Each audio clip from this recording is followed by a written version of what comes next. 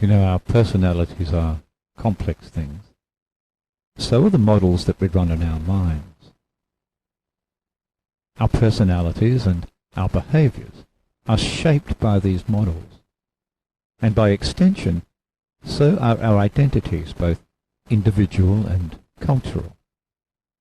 Our values, our beliefs, our attitudes, our decisions, our reference filters often determine just what we pay attention to, and these are culturally determined and contextually bound. All societies have values embedded in their worldviews. The ideas of home and house are universal. They differ markedly, however, on a cultural basis. While a house is a physical structure, a home is a feeling that's associated with that structure, or a place, and that state of home influences our behaviour, our emotions, and our overall mental health. Homes are a way of organising space in our minds. They create a psychological habitat, and they align everything around us.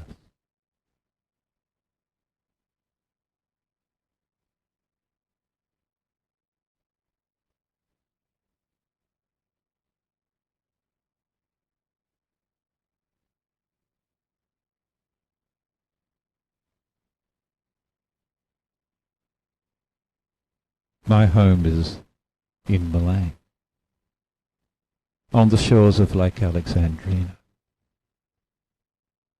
It's a sleepy little town, with a message for us all. And we ignore the warning at our peril. The traditional owners of this part of the country are the Wiradjuri, who claim Malang and surrounding towns as part of their nation. Now, there are some clear-cut cultural contrasts between general Indigenous models of people and environment relations and those of Western empirical science, a science which buttresses colonial conquest and views land as private asset and people as expendable commodity. And it's in harsh and stark contrast to those who view land as mother. Now, most Indigenous groups believe their land and marine systems were shaped and installed by people, their ancestral relatives during the dream time, and that these elements are in rapport with humans and can be influenced by special songs and actions. But the geomorphological explanation of science, well, it doesn't involve the presence of humans. The Western belief is that it was shaped by nature, a neutral nature that can be pushed around with relative impunity by Western minds, as it supposedly lacks recognizable and rapport-laden elements. We're reminded by Indigenous populations that there's no distinction between the sacred and the secular. There is interconnectedness between everything, and everything is embedded in a spiritual relationship.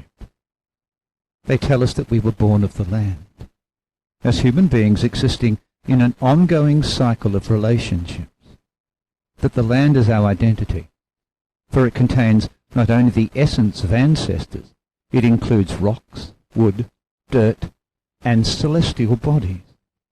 That is, all things in the universe. That the universe is alive and intelligent, and that we can have relations with all living things. This idea of omnipresent nature challenges not only our notions of time, but of space and causality. And this integrated philosophy provides a general structure of the living universe. But the notion of land as an extension of self challenges Western preconceptions of animate and inanimate, and blasts apart our notions of perceived boundary states. Boundaries as a cultural concept marked by fences are very much a feature of this community. The fences of the powerful pastoral clique bind up the wide paddocks full of captured sheep and cattle, and remind us that they are the landscapes of production, and that the land was appropriated, privatized, divided and transformed, and bent to the patterns of colonial relations. In the towns, the fence becomes an agent for interpreting the law. It proclaims, my land is not your land. It makes space private. It excludes. It keeps other people and animals out. It defends and defines.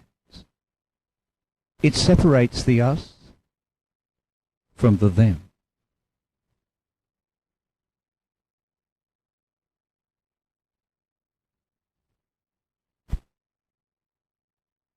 Now, ironically, the shacks along the foreshore at Malang are a fenceless landscape with a common outside space, and this absence renders the landscape as unfamiliar and propels the notion of the fence into consciousness.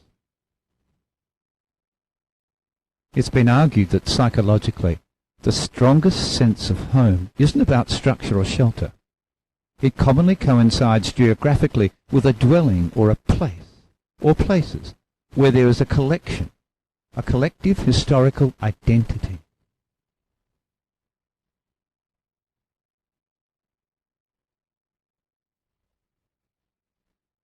And we see in the appalling health statistics the impact of disruption, displacement, or severance of connections with land for Indigenous populations.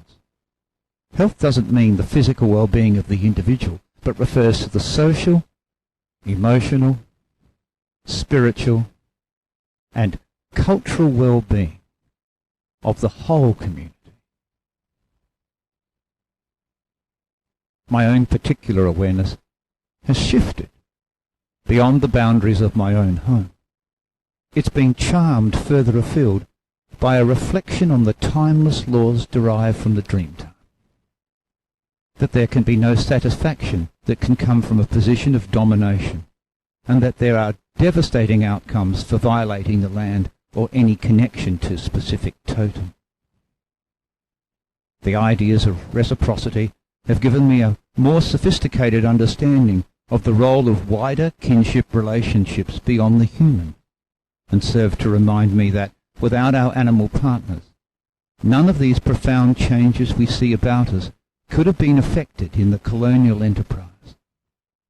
Indigenous cultural homes, predicated on the philosophy which is unifying in its cosmology and cosmogony, differs markedly from the exploitative dualism of the dominant culture, and presents us with an exquisite and sophisticated alternative ecological model. We would do well to listen and hear it.